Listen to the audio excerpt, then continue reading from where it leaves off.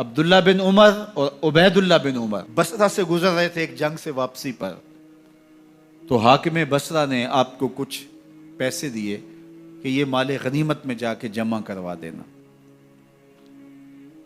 اور پھر خود ہی مشورہ دیا کہ عراق کے اندر فلاں فلاں چیز بہت سستی مل جاتی ہے اور حجاز میں ان چیزوں کی قیمت زیادہ ہے، تو اگر آپ ایسا کر لیں کہ یہ ان پیسوں سے خرید لیں اور جا کے مدینہ المنورہ میں فروخت کر دیں، تو جو زائد پیسے آپ کمائیں گے وہ آپ کے ہوئے، اور یہی اشرفیاں جو میں نے دی ہیں آپ کو، اتنی اشرفیاں بیت المال میں جمع کروا دینا، تم نے محنت کی ہوگی، تجارت کی ہوگی، تو جتنے بچیں گے وہ آپ کے ہوں گے۔ تو انہوں نے کہا بہت اچھا، وہاں سے مال خرید لیا، مدینہ المنورہ میں آ کے بیچ دیا، جتنی اشرفیاں انہوں نے وہاں سے دی تھی بیت المال کے لیے، اتنی بیت المال میں جمع کروا دی۔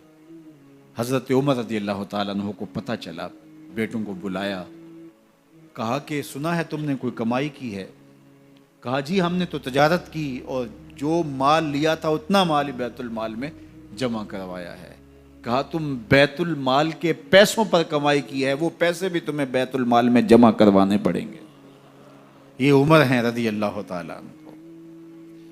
رومی شہنشاہ کی بیوی سلام بھیجتی ہے حضرت عمر رضی اللہ تعالیٰ عنہ کی اہلیہ کو، تو وہ 1 دینار ادھار لے کر کے اس کا عطر خریدتی ہیں اور شیشیوں میں ڈال کر کے ان کو بھیجتی ہیں کہ چلو ایک رواداری کا اچھا ثبوت فراہم کیا جائے۔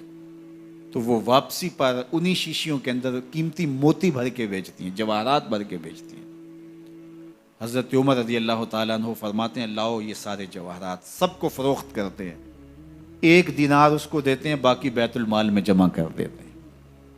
تو جب اپنی زندگی اتنی محتاط ہوگی، اتنی خوبصورت ہوگی، تو پھر کس طرح کوئی گورنر زیادتی کر سکتا ہے؟ تو حضرت سیدنا عمر رضی اللہ تعالیٰ عنہ نے اپنا طرز زندگی اور انداز معاشرت اتنا سادہ اور اتنا خوبصورت رکھا کہ اس کے مطابق تمام گورنروں کو ڈھالنے کی تلقین کی۔ آپ جب بھی کسی شخص کو بطور گورنر اس کا تعین کرتے تو اس کو یہ نصیحتیں کرتے، ایک ترکی گھوڑے پہ سوار نہیں ہوں گے، باریک کپڑا نہیں پہنیں گے، اور انچھنے آٹے کی روٹی کھائیں گے، مکان کا دروازہ نہیں لگائیں گے، کوئی حاجب نہیں رکھیں گے، چوکیدار نہیں رکھیں گے، بواب نہیں رکھیں گے، جو تمہارے تک پہنچنا چاہے ڈائریکٹ پہنچ جائے۔ اللہ اکبر۔ اور پھر جب کسی کو متعین کیا جاتا اس کی جائیدادیں لکھ لی جاتی کہ اس کے پاس کتنی جائیداد ہے، وہ حساب اپنے پاس رکھتے، اور جب وہ معزول ہوتا یا اس کا وقت ختم ہوتا تو آپ دیکھتے کہ اب اس کے پاس جائیداد کتنی ہے۔ اگر وہ جو پہلے آپ نے اپنے پاس ریکارڈ رکھا ہوتا اس سے جائیداد اس کی زیادہ ہوتی تو حضرت عمر بقیہ جائیداد بیت المال میں جمع کرتے۔ اللہ اکبر۔ اور یہ کیسے تھا؟ گورنر بول نہیں سکتا تھا، اس لیے کہ حضرت عمر کی اپنی بود و باش بھی اسی طرح کی تھی، اپنا طرز زندگی بھی اسی طرح کا تھا۔